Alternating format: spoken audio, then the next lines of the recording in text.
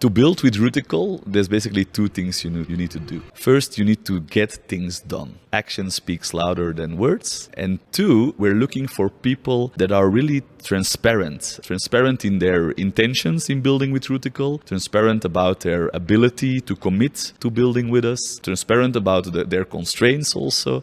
And so, really in this for the long run. I believe that African founders and entrepreneurs are incredibly talented and incredibly grounded in the problems they are obsessed about solving. Yet investors still invest in foreigners mostly. If you look around, most of agribusinesses in Kenya or Uganda are actually foreign-owned and led. And if you look at the companies that are successful in raising money, in a recent year, 8 out of 10 were foreign-owned and led. So I think that's a problem. Steward ownership is a way to hack capitalism. What we see often, I find, is that outside capital generally looks for short-term financial returns, right? And often that comes at the cost of long-term community benefits and value. And a purpose-driven enterprise should create both profits and value impact for the communities it's trying to serve. That kind of mission drift, right? Where we start out with very beautiful values, amazing principles, a fantastic mission, but the more we onboard external money, the more kind of our values dilute, right? And I think that's really the fundamental problem. We've seen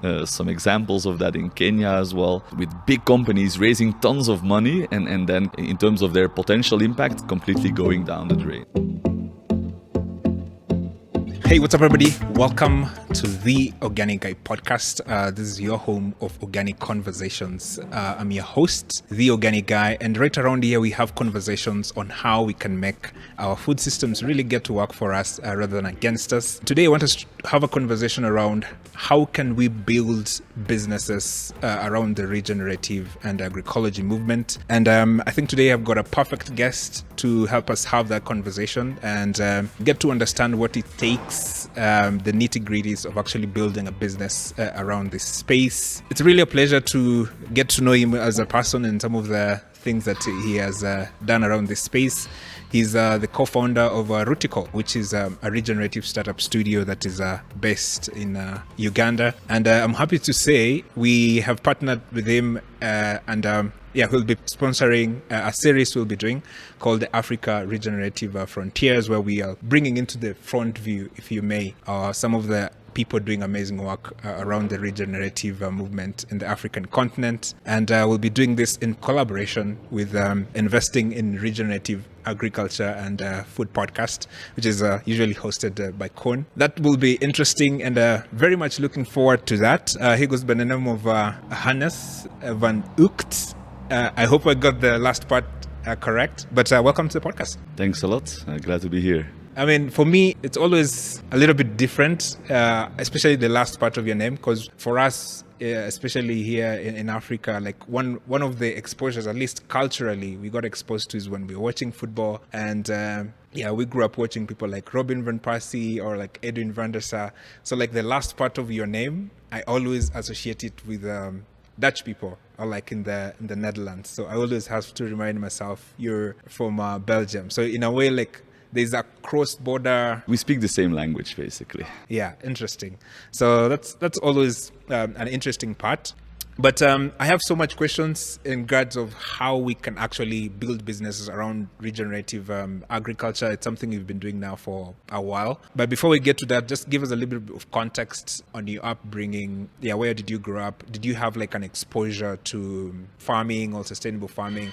And do you see yourself sort of getting involved in this space? I come from a very normal middle-class family in Belgium. My mom was a midwife. My father was actually working and leading in an agroecological NGO. He was mostly active in Latin America, and I also somehow ended up in Peru years later. We did have one farmer in the family, a great uncle, brother of my grandmother, and we used to go on the farm as kids, and we even used to go to harvest sugar beets for the cows with the entire family once a year, and that was also always a big event. I was mostly looking forward to driving or sitting on the tractor, but I guess that's where things sprouted for me. And through my parents, I really kind of got the value of solidarity and international solidarity deeply entrenched into my being through their education, basically. And so when I left university, I knew I wanted to do something with either farmers or water. Yeah, years later, that's really what I'm focused on. So I'm quite excited about that. Shortly after using university, I got a chance to travel and go and live in Peru, where I worked for about 5 years with the organic smallholder farmers movement, ANPE Peru, and the National University of Agriculture, La Molina, on all kinds of things surrounding the organic movement. So from farmer training, capacity building, organizational strengthening, market access, participatory guarantee systems, policy and advocacy, all those things. I kind of got in touch with them over there. And also I'm a master in business engineering, so kind of a economic management business profile by education. I always had that tendency to look closer at especially market access in entrepreneurship. Yeah, it makes sense that you always sort of drifted and found yourself around the regenerative space, especially in the area of building businesses. I always try and ask why Uganda, because when most people want to set up businesses, especially in East Africa, the first place they go to is Kenya. Kenya is sort of marketed as this sort of African savanna, if you may, of businesses. So why did you end up setting a startup studio in Uganda? So after Peru, I got really deeply convinced and passionate about this more holistic view at life, right? In the Andean mountain range, there's a big thing called cosmovision, like the holistic vision of or worldview, closely related to nature and the spirits in the mountains and the ancestors and so on. And so I really deeply got connected to the values and principles of agroecology, and also its power to transform rural livelihoods and economies. Then I moved back to Europe, Belgium, where I'm from, and I got the chance to work with a direct food sales network called the Food Assembly in English, probably one of Europe's largest food sales networks or direct food sales initiatives by then. And there I really loved the power of purpose-driven entrepreneurship and kind of how it aligns impacts and profits, right? You make more money, you have more impact than the other way around. Really, if your social enterprise, your business model is designed very well, those kind of match one-on-one. And so I did that for 5 years, really enjoyed the business development side of it. I was creating the Dutch brand, launching it in Flanders and the Netherlands. Then I became in charge of both countries, Belgium and the Netherlands.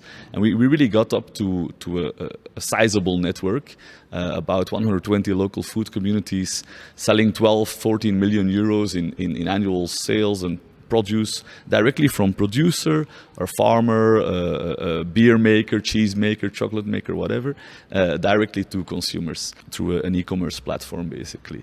And so I left after 5 years. I've learned a number of things there, but I really love the power of entrepreneurship. And that's how I ended up in Uganda, kind of by chance. I went along with my now wife, and she works in education, also a lot on innovation, but mostly in education. And I went along and started doing some consultancies, but soon I felt it a bit itchy and wanted to build something more substantial again. And that's how eventually I ended up co-founding Rootical with my Ugandan partners. But Uganda is a very rich, naturally endowed country. Some people say you throw a seed anywhere and it will grow. I think that's a bit of a misconception. Farming and agroecology does imply a lot of management and knowledge. So that's maybe a bit of an optimistic statement, but Uganda really has the potential to be the food basket of East Africa. Currently about 50 million people. They could feed up to 200 million people according to studies from the FAO. So there is quite some potential there for sure. Uganda is also a leading organic nation, right? After India, actually it's the country with the highest number of organic certified producers. Now a lot of these producers are probably certified in groups, and mostly producing commodities, export crops, right? The so-called cash crops, actually a colonial term, as I learned through your podcast. But yeah, it's a fascinating place to be. There's a lot of positive policy developments. There's quite a strong NGO, civil society movement around agroecology, just like I would say Tanzania and also Kenya to a certain extent, even though some things are going in another direction lately. Quite interesting, and it's true in terms of even you talk like to a local Kenyan, they know that a lot of their eggs comes from Uganda, or like onions comes from Uganda. So there is this sort of I guess superior complex that Ugandans have over Kenyans in terms of we feed you sometimes. So as you said, it has a lot of potential, and I think their policies are more aligned into like supporting small scale farmers and sustainable farming systems. And to a large extent, most of their farmers actually relate more into like sustainable farming systems because this is what they have been doing for a long time. I think during the conversation, we'll be mentioning a lot about regenerative agriculture and regeneration. So I think it's fair we sort of have a definition, sort of like an idea of what it actually means, right? Different people, different organizations have different definition of what regenerative agriculture is. But from your perspective, how do you define it? It's such a tricky question, right? And maybe some people say we shouldn't define it, right? Because that would limit it. And it's actually a continuous process of improvement towards producing more in line with nature instead of against her. Others say it's a science, a practice, and a movement. I think in the African context, if we talk about African agroecology or regenerative agriculture, I don't really make a big difference between them. I use them as synonyms, even though I know there are very important nuances to the debate. But yeah, I think it's less about the debate than about the actual end goals.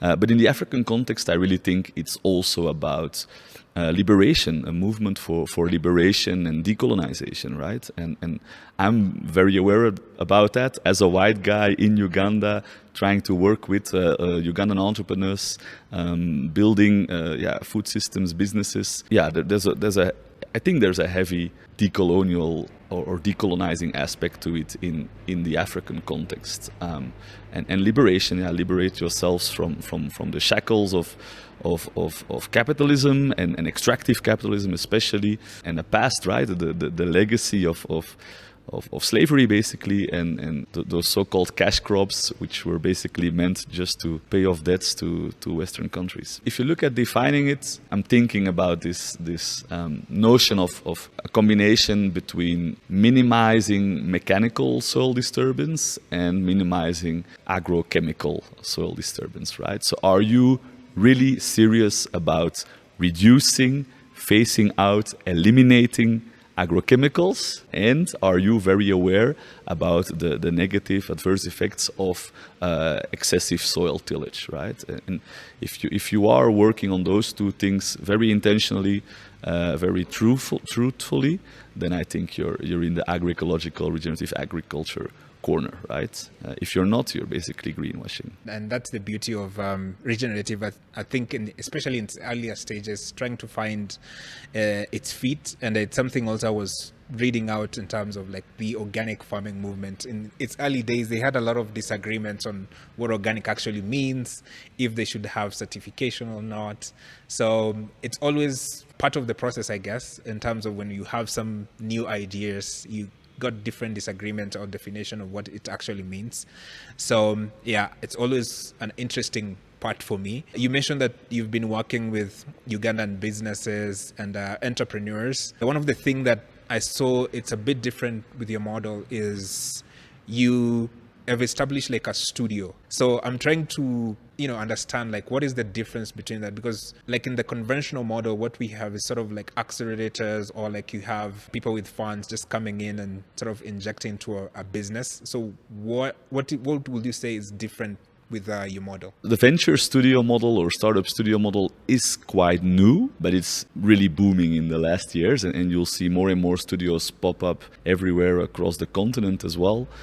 We are part of a venture studio network in Africa already, so that there is growing momentum for it. But let me try and define it and also differentiate it from the others. A studio is basically a business building machine, right? It's a business building businesses, and our job is to become excellent at the process of building, in our case, agroecological businesses and optimizing the kind of conveyor belt that spins out businesses all the time. So we are bringing together talent, resources, and ideas. In the beginning, I was thinking that both resources and ideas and talent, would be the challenge, but it's really going to be about the people we find and work with. And yeah, agroecological entrepreneurs in a country like Uganda face a lot of barriers, right? And especially in the first 2-3 years of building, their chances of succeeding are quite small. So as a studio, we want to drastically increase those success rates. And we do that by kind of building a support system around our entrepreneurs, bringing or combining all kinds of capacity building, training, mentoring, legal support, HR services, all of that. So we build a team around our startups with all kinds of functions that they usually don't benefit from in the first years, right? Your HR manager, you're going to hire them much later usually. And in our case, that gives our businesses an unfair advantage, as we could say.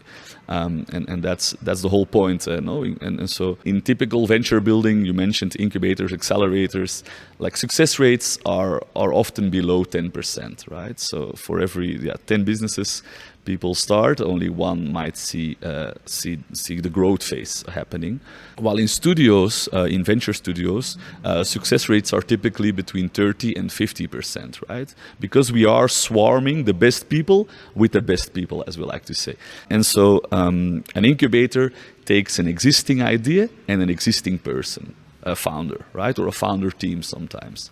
And then they help them move through the first stages of actually trying to find a customer that kind of buys their product repetitively, and then allow them to get ready for growth, right? And once they are in that growth stage, they can now connect to accelerators, where usually it's a short-term, kind of light touch program, not always providing access to finance, which I think should really be avoided. If you're doing business development, you need to also provide the means to apply whatever the entrepreneur has been learning and working on with you. And so these accelerators are sometimes 3 months, 6 months, very light touch, and they don't have any skin in the game. They are evaluated by the number of companies that go through their programs.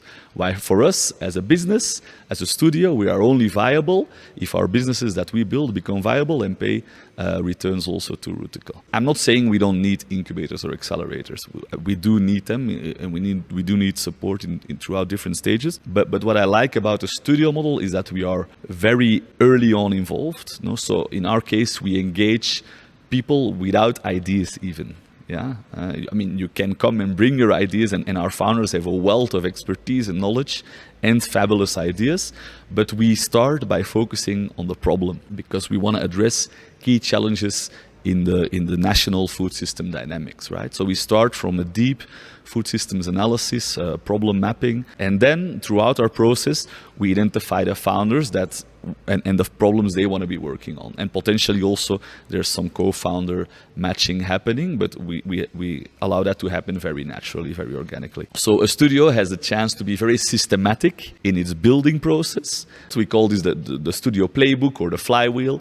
And as I said, we need to get better at building agroecological businesses each time we go through that venture building cycle. And it's also an opportunity to be very systemic, right? To dig very deep into the root causes, hence the name Rootical, into the root causes of the national food system dynamics, being in Uganda, Tanzania, Kenya, wherever we are, to then build businesses that can address those key challenges, right? Really specifically looking at leverage points, as it's called by Donella Meadows, systems theory thinker.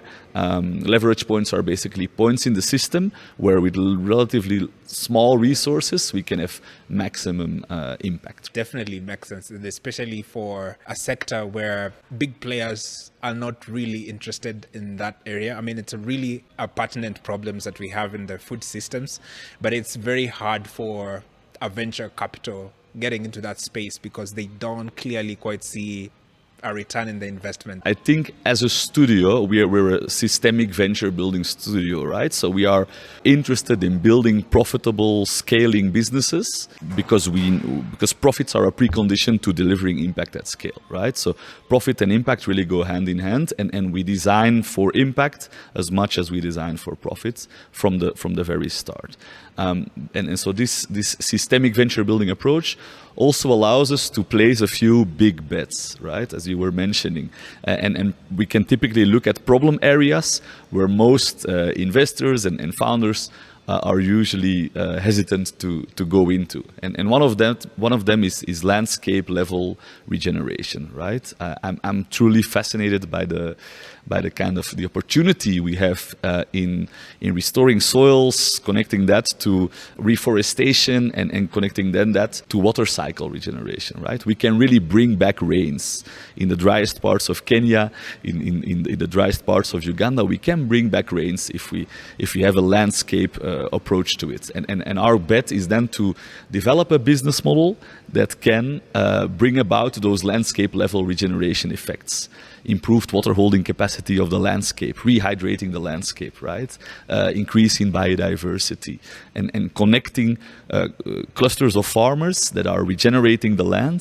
And then if we can kind of connect the clusters, we then might have a watershed level intervention. And if we have a business model that can drive from serving one farmer all the way to regenerating and rehydrating one landscape, that's the kind of big bold bets I think we should be looking at.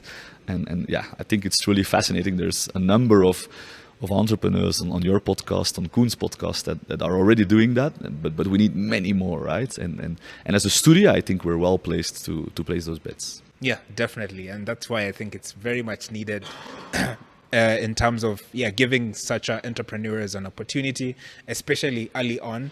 And I think you mentioned something very important in terms of like connecting them with the right people, because I think like early on, especially when you're starting a business, you don't have the resources or like the connection to get the right people into the right places that you may need a little bit of our support.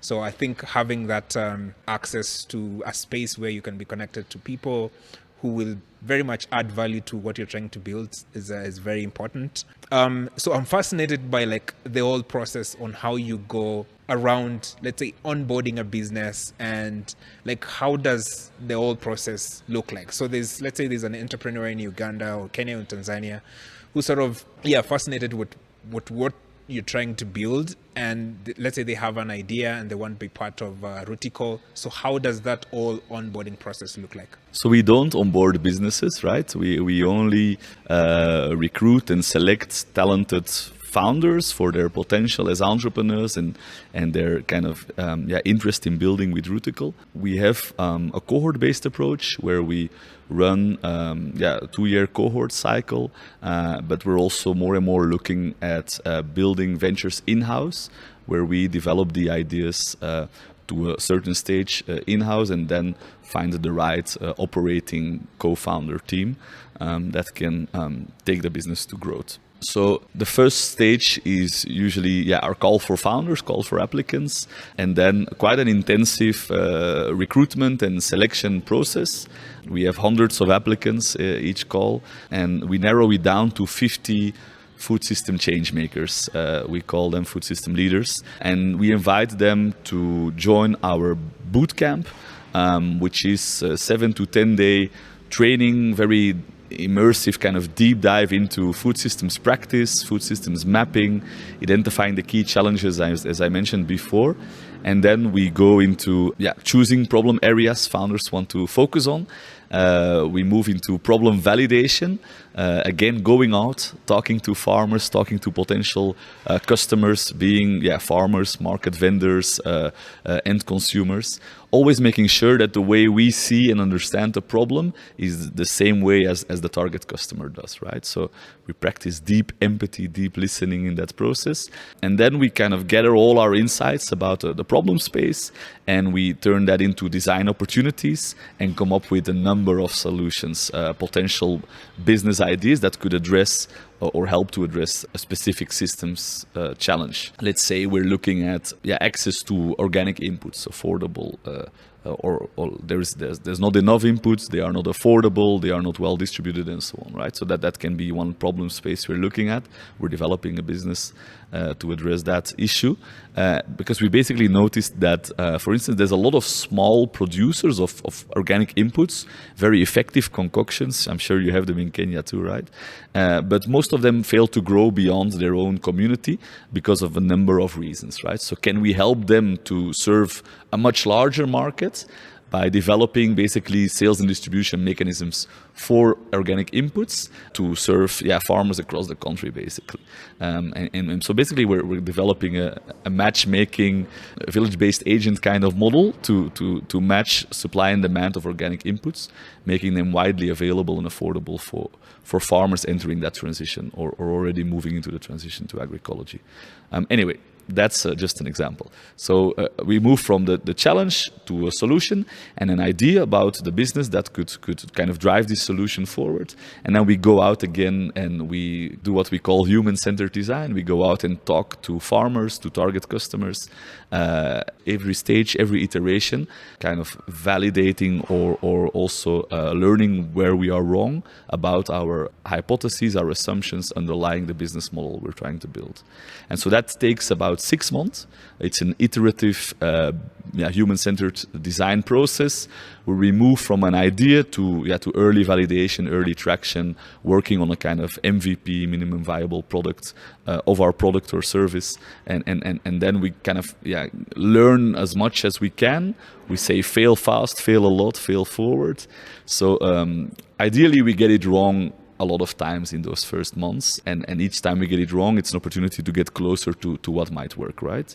So that takes about 6 months, and after that 6 months, we then move into piloting stage. In piloting, we now put out the business in real life. We try to serve real customers, make real sales, and it's all about learning. Again, it's not about making big sales already. It's about small transactions frequently and learning about our customer, about our market, about the logistics of producing, selling, and distributing our solution. And at some point, when we feel confident enough, especially about the founder leading the business or the founder team, then we decide to invest and legally establish the company. By this point, we already invested $3,000-$4,000 in the whole process of validating the business model, basically, building traction. But then we legally establish the company and we make available about $15,000, if not more, to work towards product market fit, right? To really establish the company in the market and get ready for growth stage, basically. Okay, that's quite an interesting process. So I'm quite wondering, like, what have you seen so far from the cohorts you have had so far? So let's say in terms of like females who are applying, or like the kind of businesses that you see a lot more people are interested in. Are they interested in like the production side, or like in the consumer-centric side, or like in the processing side? So what are some of the interesting statistics you're seeing? Yeah, I think you mentioned it. Naturally, the pool of people that apply, they tend to converge towards inputs, processing, and market access, I would say, right? Because those are problem solution areas that attract a lot of interest by many of the founders that we end up working with. And again, that makes, or that creates a few unattended opportunities, right? Or more like more virgin opportunities where there's less less done. One thing I noticed is that livestock is quite absent in agroecology, right? Even though the role of animals is absolutely fundamental in terms of regenerating soils with their manure and their role in ecosystems, there are not so many livestock businesses in agroecological business, and even in the movement, there are relatively little livestock solutions, and we're building a few of them, so I'm excited about that. The other one is for instance, the whole syntropic agroforestry. The opportunity of agroforestry in general seems to be underdeveloped in my opinion, and then the landscape level regeneration opportunities through business. I think that's also kind of one of those areas where we have to place big bets. Quite interesting. Something very interesting that I saw about your model is one of your core principles is about steward ownership, and I think it's a very new concept, especially in the area of venture building and starting businesses. So just give us an idea what that entails and how is it different from like the traditional sort of model of owning businesses, of shareholding. It's a big topic, right? We could spend an entire hour discussing it, but steward ownership is a way to hack capitalism, or to redesign capitalism and address some of the flaws of it. What we see often, I find, is that outside capital generally looks for short-term financial returns, right? And often, that I'm not saying always, but often that comes at the cost of long-term community benefits and value. And a purpose-driven enterprise should create both profits and value impact for the communities it's trying to serve. And so that kind of mission drift, right, where we start out with very beautiful values, amazing principles, a fantastic mission, but the more we onboard external money, the more kind of not only our ownership, but also our values dilute, right? And I think that's really the fundamental problem. We've seen some examples of that in Kenya as well, with big companies raising tons of money and then kind of, in terms of their potential impact, completely going down the drain, right? And so steward ownership, in my opinion, it's a way to avoid mission drift and to make sure that long-term value creation, value in the wider sense now, including profits, but also ecological sustainability, regeneration, community benefits, farmer livelihood improvements, income improvements for farmers especially, and so on, to make sure that that value creation always stays front and center of what we're doing, right? And so how does it work? Basically, it introduces a strict separation between financial rights and voting rights. So we strictly separate decision-making power and profit sharing or dividend rights in a company. And that kind of avoids that tendency towards short-term financial returns. Second, we also introduce a golden share. And a golden share is a third-party, independent, purpose-driven entity, let's say, that has the only mission is to veto any changes within the legal constitution of the company that would go against its mission, against its purpose, or against its steward ownership setup, right? So companies can still be sold, they can still merge, they can still pay out sizable, significant financial returns to their investors and founders. Of course, we don't question that. Everyone should get their fair share.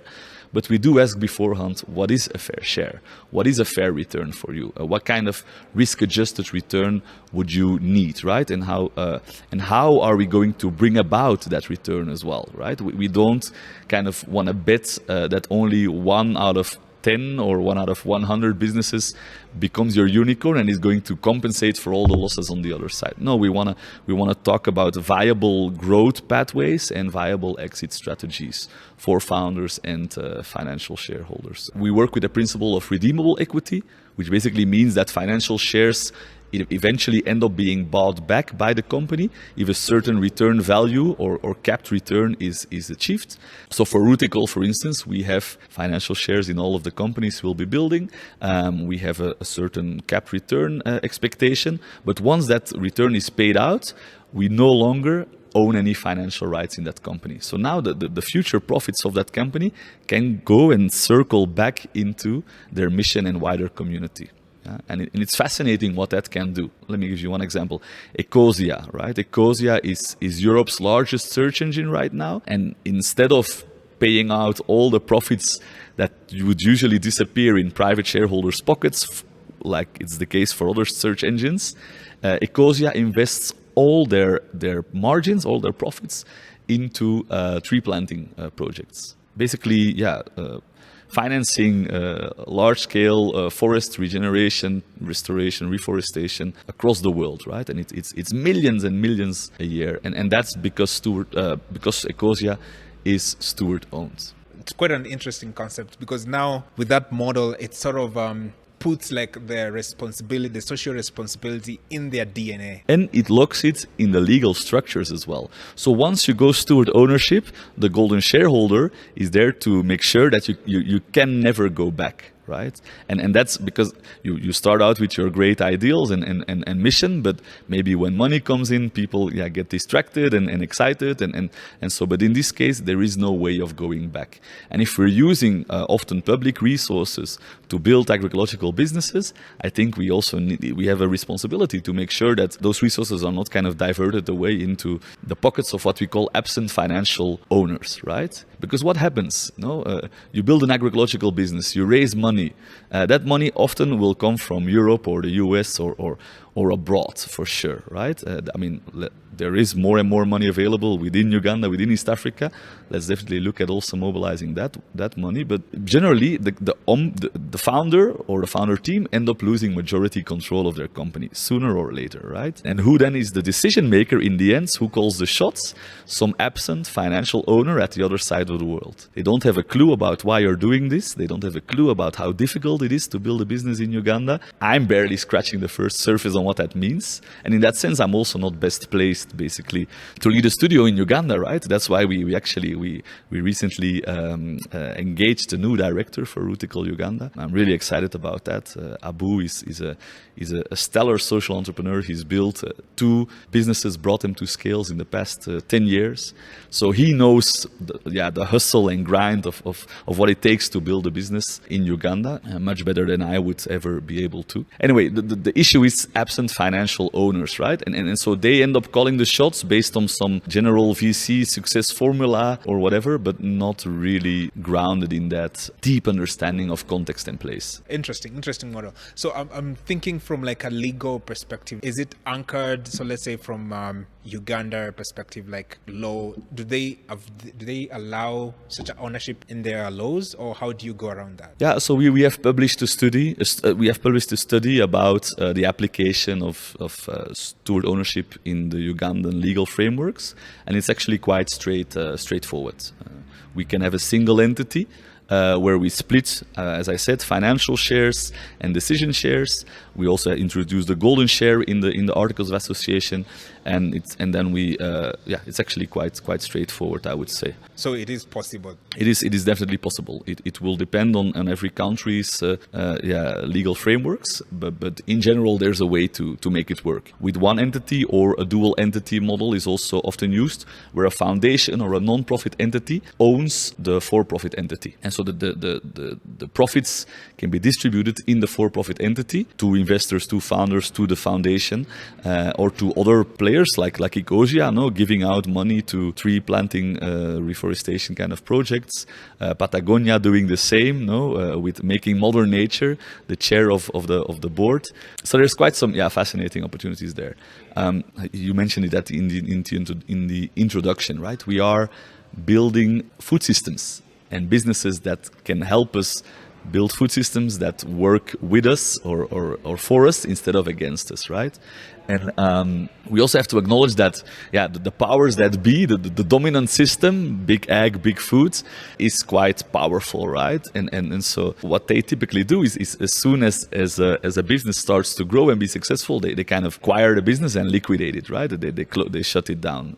And so in the end, when we talk about entrepreneurship, we need to talk about ownership, basically, to prevent that kind of mission drift and to prevent that kind of acquire and close kind of, or capture and close kind of strategy of big ag and big food, if we want to kind of bring about a new food system, right? And it's already emerging. There's hundreds of businesses, thousands of businesses being built across the world on these principles of regenerative agriculture, agroecology, and I would also say purpose-driven entrepreneurship, even steward ownership is really making big strides forward. It's booming across the world, I would say. It's really fascinating how much people are already working on these principles.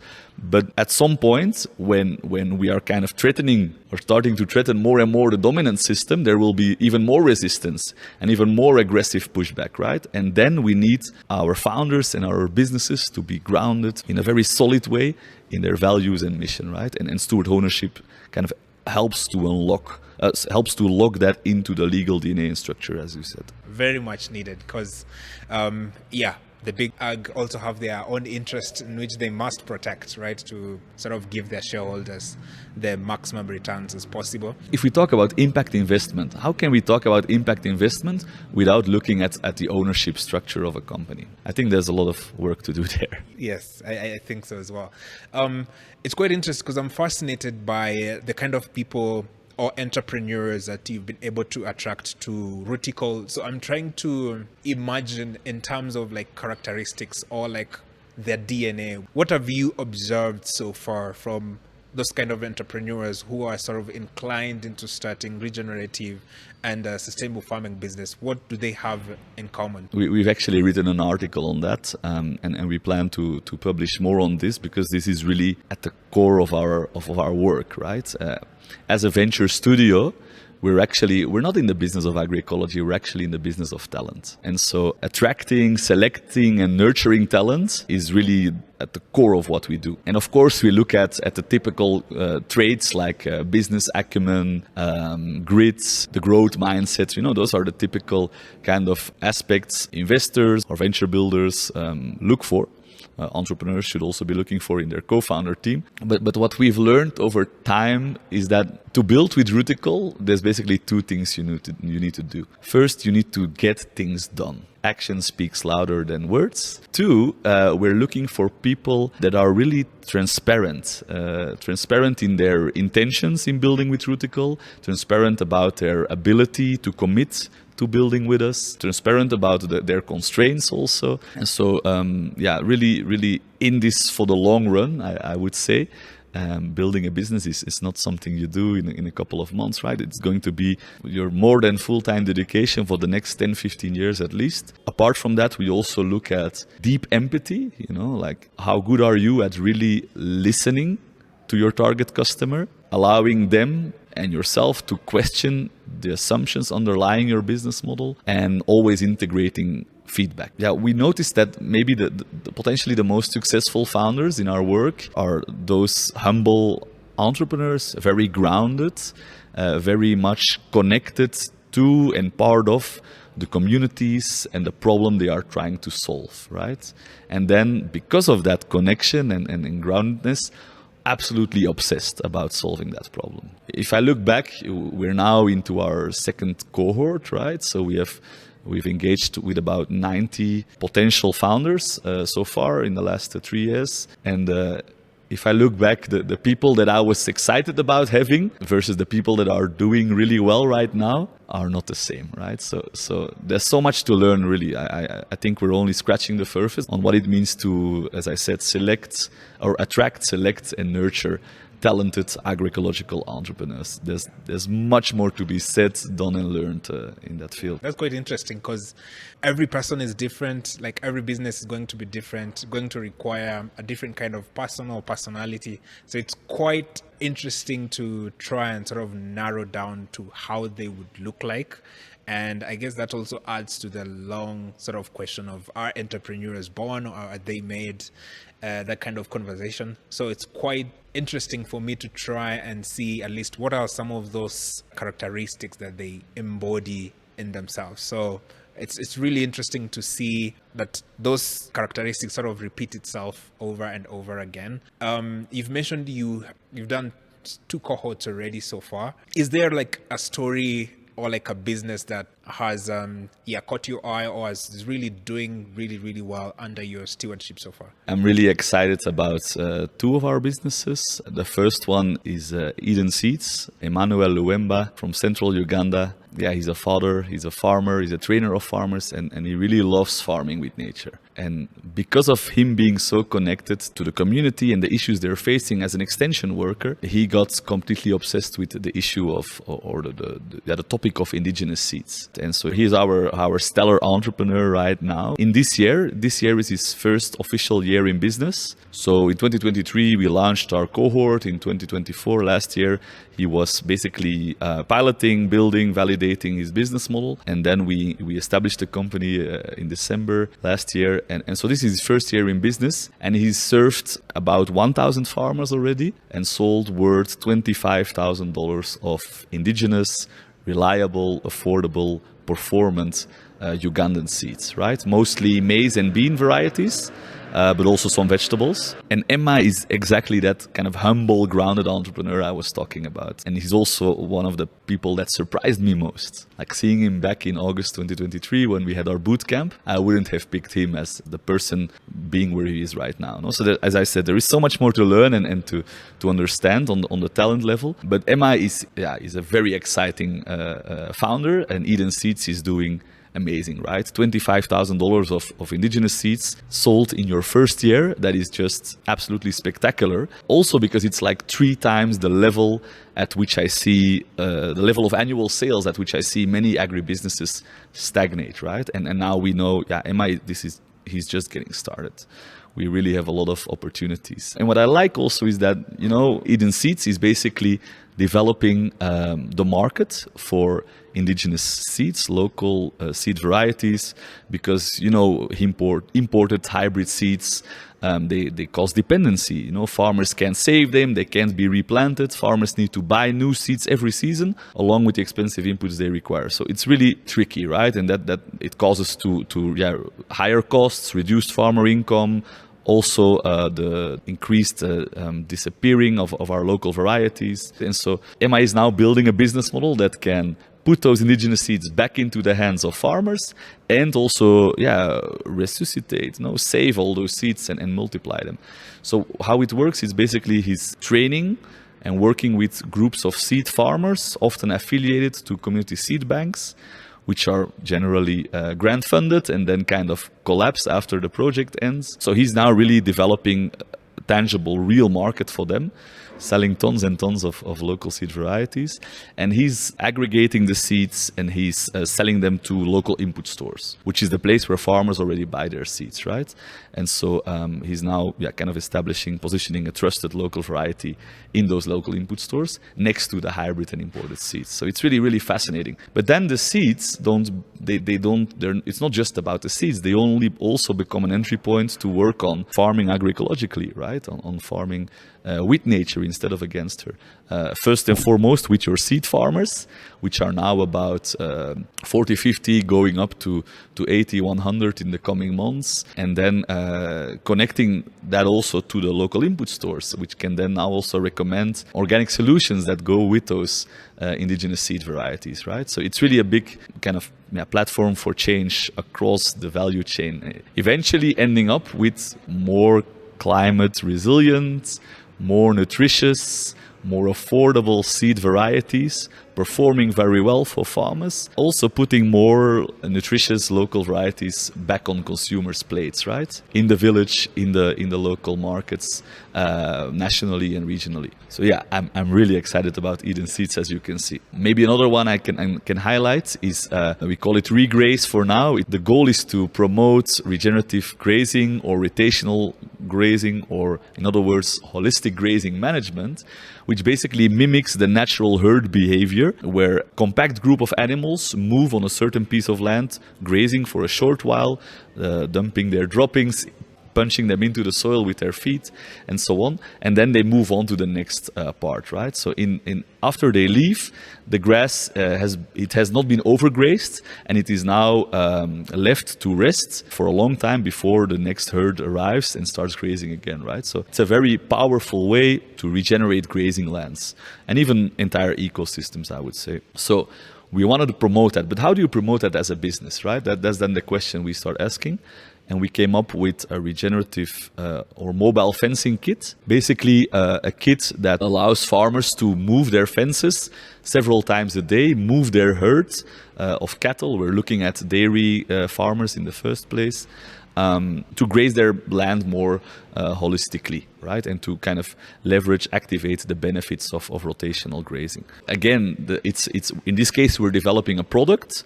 It's a kit. It's fence, wire, poles, solar panel, battery, and connecting that to the wires. It's a mental barrier, right?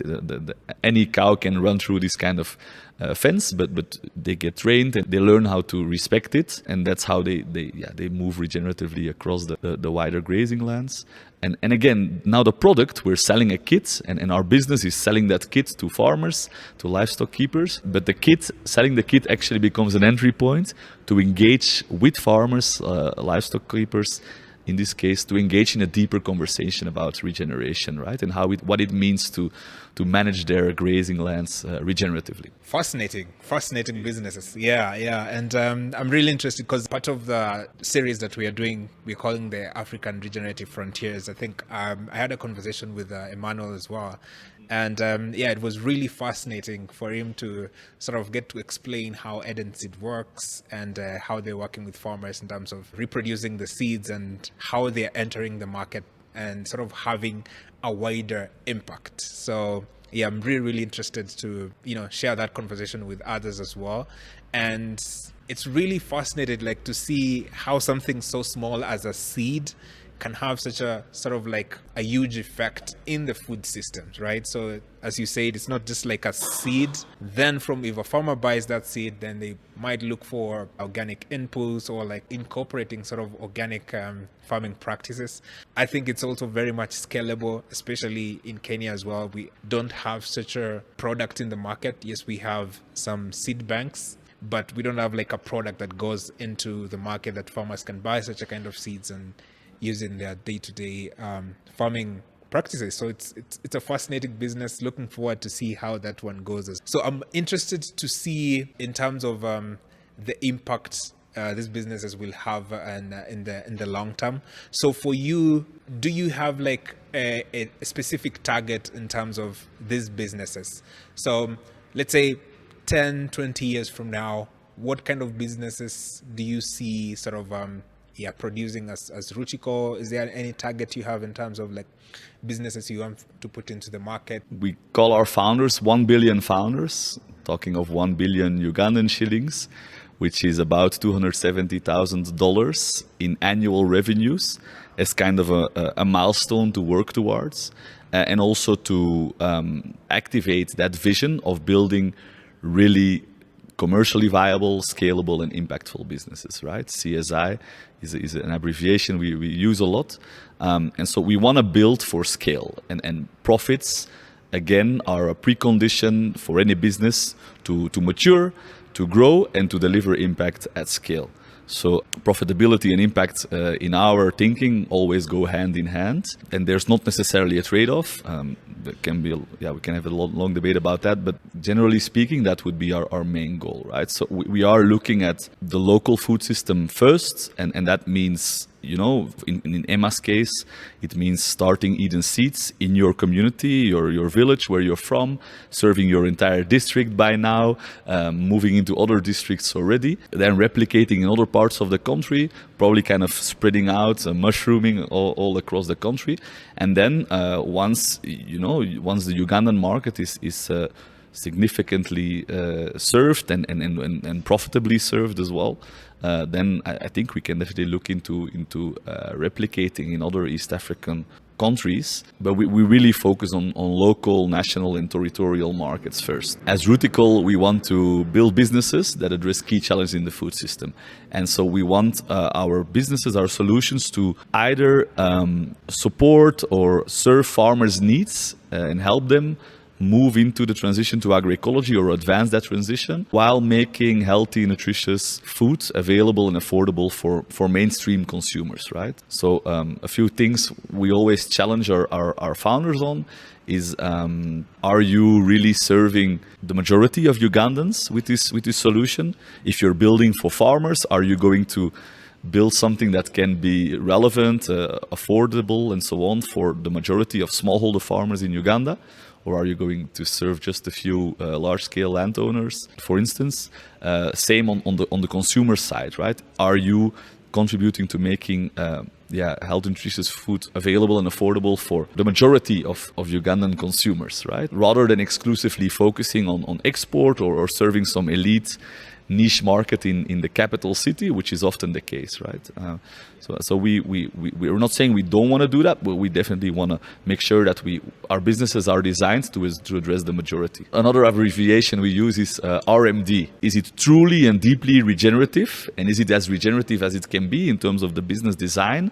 What's also the transition pathway, or how do you deepen your regeneration in your business? Let's say M from majority and mainstream, right? Do you serve the majority of consumers or farmers rather than a small elite or niche market? And then D from distributed and decentralized. Is your business model geared to building more decentralized food systems, distributing power, and leveraging all the kind of benefits that can give, right? For instance, organic fertilizer. No, they are often quite bulky and heavy to transport. Actually, the cost of transport could be higher than the cost of production of your organic fertilizer, if it's solid, right? So can we come up with decentralized production and distribution models for those organic fertilizers, kind of reducing the logistics, the cost of logistics and transport costs, while also distributing how wealth is generated and allocated within society, right? So Eden Seeds does this as well. No, very locally connecting local seed producers with local input stores where farmers can now buy those seeds. And if they're so local, that means they are absolutely adapted to that context, right? And to that climate. It's quite an interesting overview, and something that my friend Koen always asks his guests in his Investing in Regenerative Agriculture and food podcast. If you one day woke up with $1 billion US, right? What would you do with that money? What would you invest in? I love that question, and every time I hear it, I think of a different answer. But I want to start from the premise that I don't know what's best for Uganda's or Kenya's food system, right? The people that know best are the people that are rooted in their communities, facing the daily struggles and the problems they live with, and the people that are obsessed, like Emma, with solving them, right? And so I think we need much more initiatives like Rootical that help uplift and build with those kind of grounded entrepreneurs, right? In impact investment, there's a lot of talk about context and place-based investment. That's, I think, why landscape regeneration also has so much potential, because it is very context-specific and place-based. So we need to build a support system, an ecosystem for agroecological entrepreneurs and enterprises around the world, right? So I would like to see hundreds of Rooticals mushrooming around the world. I would develop much more incubators and accelerators, like the Nature Accelerator is doing amazing job in East Africa, Kenya and Uganda for now, with plans to go to other parts as well. Have you had them on the podcast? Not yet. Yeah, I think I'll have to look for them. So it's an accelerator for agroecological businesses, right? And so if I would have $1 billion, I'm not sure it would be enough actually, but I would replicate Rootical's venture studio model across the world in different bioregional contexts. Each time, I would see myself more in a support function. Each time, finding the right kind of studio founders, incredibly talented entrepreneurs with a solid track record of building agribusinesses, ideally, that can lead the development of a studio like Rootical in their specific context, and then connect them again to local and global impact investors and funders that can support our mission. So I would spend a significant part of that money on replicating our model, running hundreds of cohorts with dozens of studios across the world. I would love to take this to Peru, where it all started for me. I would love to go to India, to West Africa, Indonesia. There's a lot of fascinating markets where I think our studio model could really allow grassroots, kind of bottom-up entrepreneurs to emerge and become very successful and impactful in changing the way their food system operates, right? Once they build businesses that become impactful, profitable at scale. So that would be my first kind of layer of investment. The second one would be to have more accelerators, like, again, replicating nature. Nature and Rootical are implemented in Uganda by Shona, a Ugandan business development entity, key partner in everything we do. We are co-founders in Rootical. And so with Shona, we also started a community of practice for agroecological entrepreneurship in East Africa. And in that community of practice, we're trying to learn and build about what it takes for more agroecological businesses to emerge and become successful. And so the accelerator part is really important. We also need to build the funding infrastructure. Basically, we are working, conceptualizing a funding vehicle, maybe an evergreen investment, a holding company or something like that, that can basically finance, make money available from $1,000 all the way to $1 million, right? Which is the whole growth spectrum, I would say, or the missing middle in finance. Some say it's $500 to $1 million. I would argue it's more between $5,000 and $50,000. So across that full spectrum, we need to back our entrepreneurs, our agroecological leaders with the best people, the best services and support, as well as funding, right? So Rootical accelerators, we can also develop more incubators for agroecological businesses. I would love to, if I would have time, would love to work with successful incubation models for agroecology and see how we can have those replicate across the world. I think that's kind of the ecosystem we need. Studio, incubator, accelerator, and then the funding vehicles to allow the businesses that come out of those initiatives to make it to full scale. Now, if you ask me where I would invest in terms of topics, as I said, I'm not the one to decide what's going to work for Uganda or Kenya. And I think Ugandan and Kenyan entrepreneurs are much better placed to answer that question. But I get really excited about landscape regeneration, business models, about water cycle restoration, also bringing back rains by building business models, and of course the topic of nutrient density, right? We're producing more healthy foods as a result of more healthy soils. Yeah. What is interesting for me from that whole ecosystem is sort of you're putting like money in the hands of like local entrepreneurs, right? So you're sort of decentralizing all that system and giving them the resources that they need to sort of succeed and draft solutions that are really at the core of what they do. I think that works in the long term as well, because now the entrepreneurs know the problems and they're kind of better placed to give those solutions to the people that they serve. So that's quite an interesting way you could spend that amount of money and really have such a huge impact to a lot more people. Maybe just to bring it down a bit, like, because $1 billion seems like a lot, but I think with about 10 million, for instance, if we would get 10 million tomorrow, Nature and Rootical combined, we could easily run about 6 cohorts each in 3 countries and build 100 businesses in the next 5 years. 100 agroecological businesses in 3 countries or 2 times 3 countries across the continent or East Africa. Imagine what that would bring about, right? Because then you have 100 businesses, you have about 1,000, 2,000 agroecological food system leaders being trained and connected. And that's really what we need, right? We need a community of well-equipped, interconnected and supported frontrunners to make their vision of the agroecological business and solution that they want to bring to life for their community to make that happen, right? And that's really what I think can slowly but steadily turn around the dominant system. Yeah, quite interesting. And I think to a certain extent, you have sort of answered some of the questions that I had, because at the podcast we say like we want to sort of have conversation around how we can make our food system really get to work for us, right? Because we know we have a lot of problems with soil degradation, the quality of food we're having, the kind of pollution that is happening to the soils and the food we're eating. So why is it fascinating for you that building businesses you think is the best solution to these problems? I'm not sure it's the best or the only solution, right? I deeply value the work of NGOs and civil society in training farmers, connecting, organizing farmers, and doing all the important policy and advocacy work. So I'm deeply entrenched to it and part of the organic movement. But I'm excited about the potential of businesses because they become self-financing, right?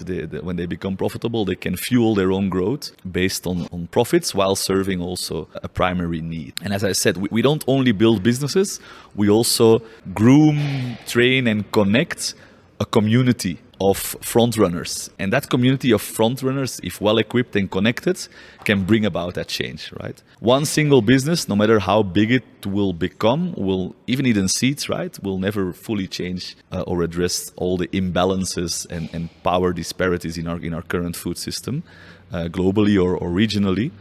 So we need groups of profoundly agroecological businesses, right? And I think that's also a very strong opportunity of the studio model again, because it allows us to build and invest in a portfolio approach, right? Soon, if our businesses are successful, we will be able to offer Eden seeds, ecologic, organic inputs, market access, all kinds of solutions. We're developing a natural fungicide as well to replace mancozeb and improve health for consumption. No? And so we could offer all those solutions and products to one single farmer community, right? So we have a bundle of interventions that together will bring about that change. And while we do that, we're also building the movement. It's amazing how many synergies have already happened between our participants in our boot camp, right? Between our Rootical community members. People have had consultancy engagements together. People have exported crops, exported products together.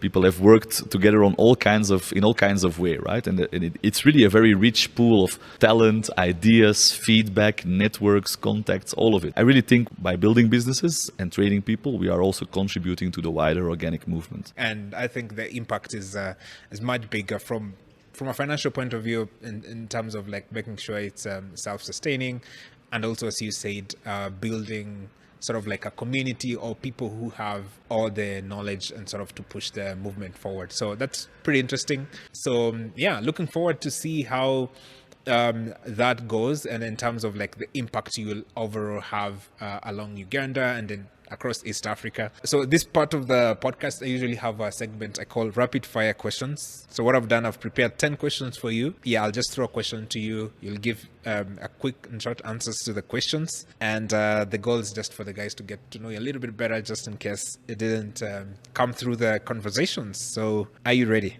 I am, yeah.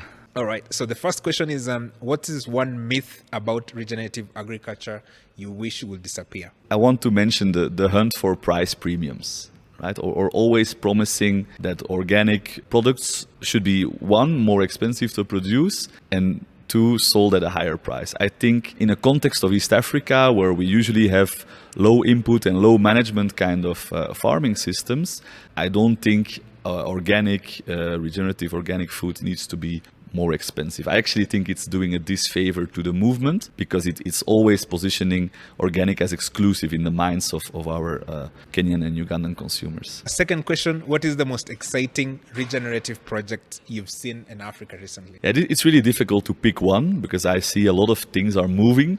I want to pick two. One is one we're developing as Rootical. It's called Intelligent Soil for now. And it's basically an AI-based application that allows farmers to measure their soil with a spectrometer, a simple probe. We can measure about 8 parameters quite reliably And then after the measurement, the data goes to the cloud, and then farmers can use their simple button feature phone to call and talk with their soil. So basically we do AI voice recognition, and then we create an AI bot or avatar, however you want to call it, that talks back as your soil, right? So you can ask, hi soil, how are you doing? Yeah, I'm not feeling so well. I'm running low on nitrogen or whatever. Yeah, I'm thinking of planting tomatoes this year. Is that a good idea? No, well, I think, this and this would suggest that, this is not a good idea, and maybe you should add some of this, or maybe you should do more mulching, or maybe, or maybe you should rather go for this kind of crop first, nitrogen fixing or whatever, right? So it's really, really exciting. And what I love about it is that, first of all, farmers don't need any technology. They can use a very simple feature phone to call and talk with their soil. We can overcome language barriers. Uganda has like 50 plus different languages, so farmers can really talk to their soil in their own language without a problem, and we give them instant access to grounded regenerative advice, right? Which is also very hard to access in many cases. So I'm very excited about this because it seems so scalable, right? So yeah, that's what I'm really excited about.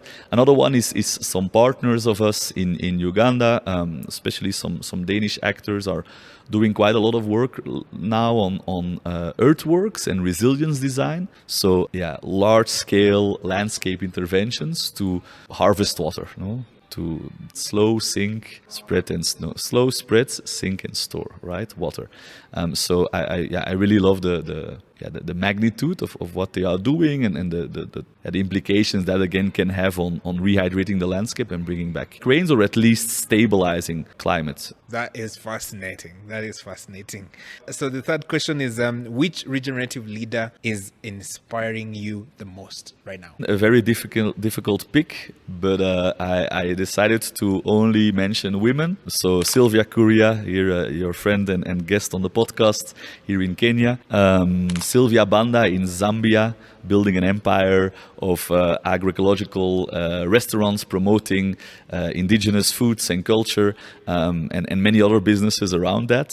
Mariama Sonko, a leader in Western Africa, developing this, what's the name? The Rootical, but then the organic, healthy version of it. Those food, spices, condiments, right? And doing a lot of other things around that as well. She's really an amazing regional food system leader. Judith Bakiria, she's from Uganda. They have quite a large permaculture farm. She's permaculture pioneer. She's also done a lot around traditional plants and medicine. And then, of course, Benedetta Kyongo. She's also doing amazing work here about regenerative agriculture in the slums, less favored neighborhoods of Nairobi, connecting them also to healthy, nutritious, regenerative, organic foods with our organization Feedback to the Future. So amazing women, amazing leaders. Nice. Yeah, that's a really, really interesting and fascinating leaders as well. So the fourth question, what is the biggest misconception investors still have about African founders? I believe that African founders and entrepreneurs are incredibly talented and incredibly grounded in the problems they are obsessed about solving. Yet investors still invest in foreigners mostly. If you look around, most of agribusinesses in Kenya or Uganda are actually foreign-owned and led. And we want to do something about that with Rootical, as we discussed. Steward ownership is key there. And if you look at the companies that are successful in raising money, in a recent year, 8 out of 10 were foreign-owned and led, right? So, or run by foreigners. Often people from the US or Europe, like myself. So I think that's a problem. That's really a systemic racial kind of problem. Yeah, when hiring for senior positions, also I always find people looking at foreigners, no, and I think that's deeply problematic. So the fifth question is, what is the earliest signal that tells you a founding team will likely succeed? We've discussed this a bit. So listen to your customers, dare to fail. As I said, before, action speaks louder than words. 100%. The sixth question, if you could introduce one policy to unlock regenerative investment, what will it be? Tax the rich. It would do much more than just unlocking investment in agroecology, I think. We could really rebuild our societies, rethink the way we generate and distribute wealth in our societies. Seventh question, what is one piece of advice regen investors should stop giving? We've learned a lot about the difference between solo founders and co-founder teams. In general investment spheres, most initiatives always push for co-founding teams. We've actually learned, especially in our first cohort, that solo founders in our journey can maybe perform better because they can't hide behind somebody else's inaction. If they don't move, nothing moves, right? And actually there is quite some evidence also around solo founders doing better in the long run, raising more capital and also creating more value. Yeah. Is it because there's likely to be less friction between two people, or like a divergence in missions and exactly all of that? Yeah. I'm not against co-founding teams, right? But for instance, now in our current cohort, we only have solo founders at the moment, and we'll build teams around them, and we'll also potentially look for co-founders when time is ripe. All right. Eighth question, what is the single biggest thing holding back regenerative startups today? It's talent. It's not funding or ideas, but it's talent, right? And as I said earlier, how do we attract, select, and nurture talent into the agroecological space and entrepreneurship? I think that's what we should be working and learning much more about. Yeah. Ninth question, what is your boldest prediction for Africa's food system by 2030? I wanted to say freeing Africa from the shackles of colonization and modern day capitalism, let's say, or food sovereignty. But 5 years is a really short timeline to get there. So I want to say 100 new systemic agroecological businesses. All right. The last question, if you could send one message to your 18-year-old self, what would you say? There's this saying that I really love from Pippi Longstocking, Astrid Lindgren, that says, I've never tried it before, so I think I can do it. That is visionary and bold, I guess, in terms of going into the territories that you might not be comfortable with, but still doing it anyway. So pretty much interesting. Thank you very much for passing by the podcast. So I really, really appreciate it, for sharing some of your biggest insights and your world of investing in regenerative businesses. And the amazing work you're doing generally in the regenerative and sustainable farming systems. In case people want to follow you or want to get to know more about your work, how would they do that? So Rootical.org is where we share a lot. We have a stories section where we publish a lot of our work. We're also quite active on LinkedIn especially. So feel free to follow Rootical on LinkedIn or myself. I'd be happy to connect and share more. Thanks also for the work you do, for welcoming me in the East African organic family and movement, and also for our collaboration on this series on regenerative African voices, right? I think we need to show and support much more of those homegrown solutions. Yeah, looking forward to the collaborations as well. It's an amazing series. I think we have very interesting people who are doing amazing work in the regenerative space across Africa, right? East Africa, West Africa. So it's really going to be a great conversation. I'm looking forward to that, especially getting to work with, someone I considered a mentor of mine as well in Kuhn, with the amazing work that he's done with his podcast as well. So thank you for making all that possible and supporting that series. So looking forward to that as well. And we have a lot to do, but thank goodness you pioneering an area that wasn't possible a few years ago, but now I think a lot more people are aware that such businesses can be built across East Africa. So thank you for leading that. And I hope you enjoyed the podcast. I hope you learned a thing or two about how we can build businesses and the amazing work that is being done around the regenerative space in East Africa. So till the next podcast, remember to be organic. Cheers.